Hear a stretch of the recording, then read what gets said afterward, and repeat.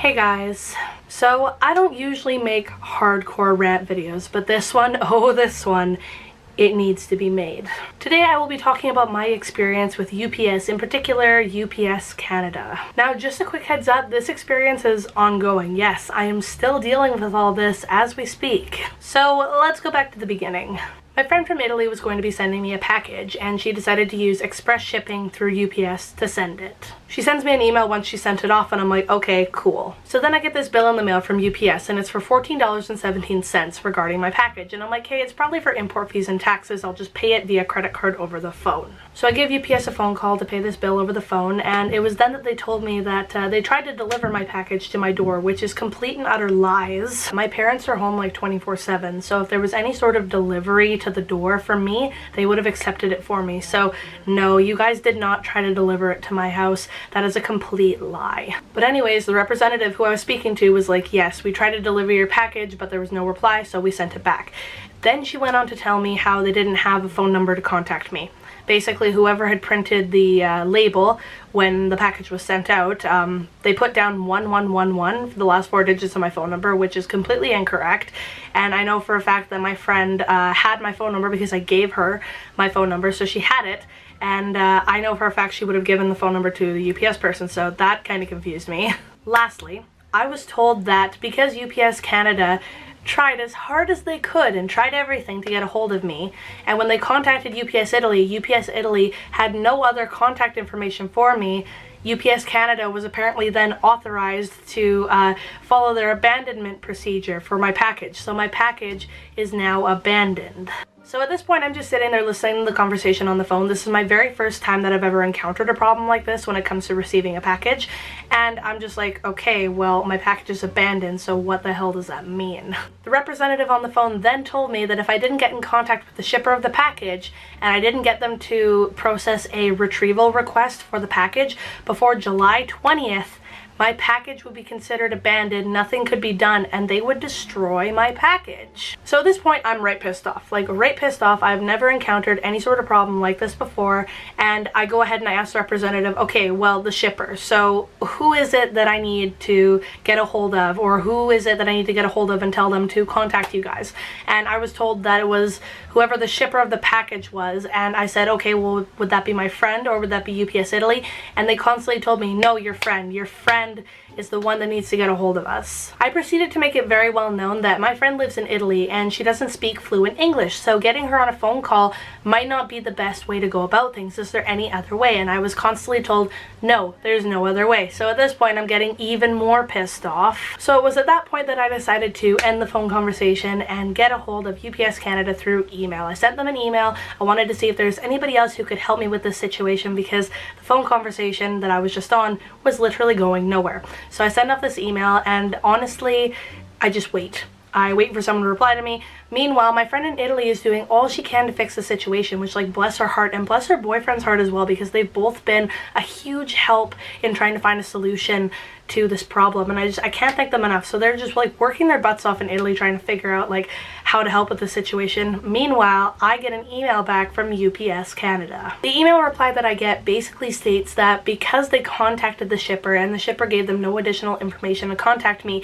that authorized UPS Canada to follow their abandonment procedure for my package. So I ended up emailing my friend because I wanted to double check my phone number with them to make sure they had the correct number. So I say, hey, they told me that I had to get a hold of you because you're the shipper, and she's like, okay. And so I ask her, hey, is this the phone number you have for me? And I give her my phone number and she replies with the exact same phone number. So the phone number she had for me was correct, which really confused me because if she had the correct phone number and that's the phone number that she gave to UPS, like, what happened? So then I give UPS Canada another phone call. I get another representative and I explain the situation, and then they tell me that the shipper would not be my friend, it would be UPS Italy. UPS Italy is who I have to get a hold of, when I was constantly told that it was my friend who is the shipper. So thanks a lot, you guys, for false information when I asked you several times, hey, is it UPS Italy I have to get a hold of or my friend? I asked that several times on several different phone conversations and I was always told it was my friend, not UPS Italy. So thanks a lot. Then they told me that there was pretty much no point in trying to retrieve the package because the cutoff date,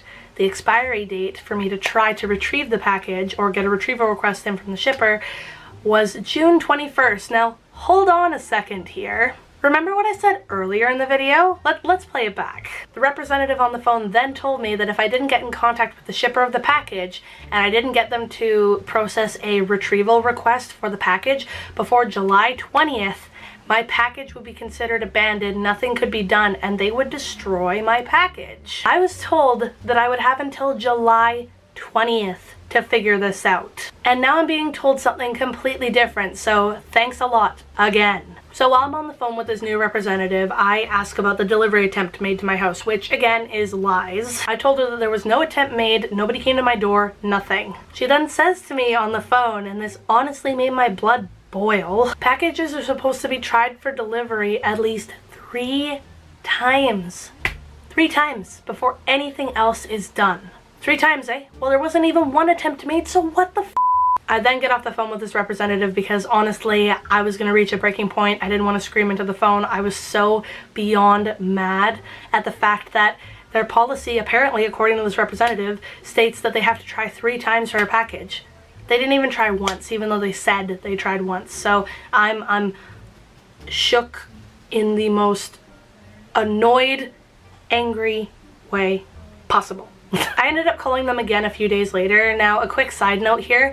With regards to this package, in total, I have called UPS Canada 12 to 13 times, anywhere between 12 to 13 times with regards to this package. So I've spent a lot of time on the phone trying to figure this out, and I've been literally just run around in circles.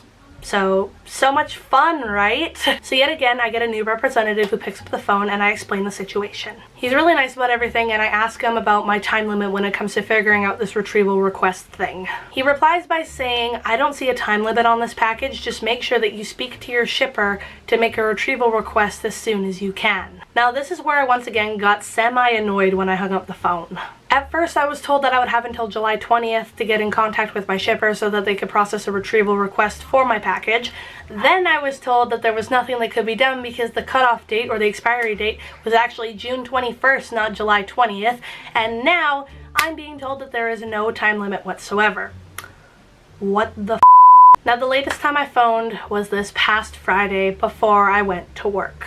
I explained the situation once again for the billionth time to this new representative, and they tell me that no, you have until July 20th to get a hold of your shipper for a retrieval request. She also told me that if I can't get my shipper to retrieve the package before July 20th, it will for sure be destroyed. All this back and forth with the information changing every single time that I spoke to a new representative was pissing me right off. If you were talking to a customer about their package and about this entire situation and you told them anything, wouldn't you put notes in their file about this package, so if they spoke to a different representative, that representative could open up the file, see the notes that were put in that file, and they wouldn't, give out any different information.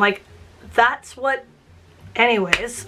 And I will say that the latest rep that I talked to had quite a mouth on her. I was very calm and collected, and I told her that it was nothing against her personally, but I would very much appreciate it if the facts could be kept straight when people are talking to me about my package. The reply I got was, well, that's not my problem, and she was really frickin' snarky about it. Guess what, sweetheart? It is your problem when you are working for UPS Canada and you're talking to me, a customer who is not at all satisfied and very unhappy with your services. I also, again, very calmly voiced my displeasure with this entire situation and how I will never be using their service again because it's been nothing but stressful for me. And the reply I got for that one was, yeah, okay, in the world's most snarkiest tone.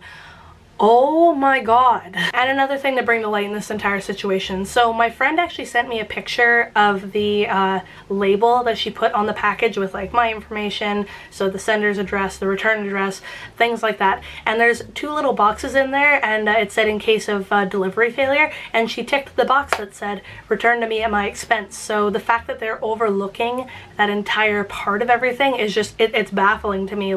Why is that being overlooked? I don't know. So yeah, just a brief summary of what I've been dealing with since mid-May. Still trying to figure out things with this package, but I just wanted to make this video and tell you guys about UPS Canada and UPS and just how crappy they are as a business and how unhappy I am with their services. I will never be using them again. I also wanted to once again say a huge thank you to my friend who originally sent the package and her boyfriend for trying so hard to help fix the situation. Bless your hearts, you guys are both so amazing. And you know what? Here's to hoping things get sorted out at some point. But yeah, that's all for now, you guys. Thank you so much for watching this video. If you enjoyed it, don't forget to give it a massive thumbs up. Subscribe to my channel if you guys enjoy my videos. Click the little bell icon down below so you're not missing notifications for uploads from me. Keep being awesome, and I'll see you guys in the next one. Bye, guys.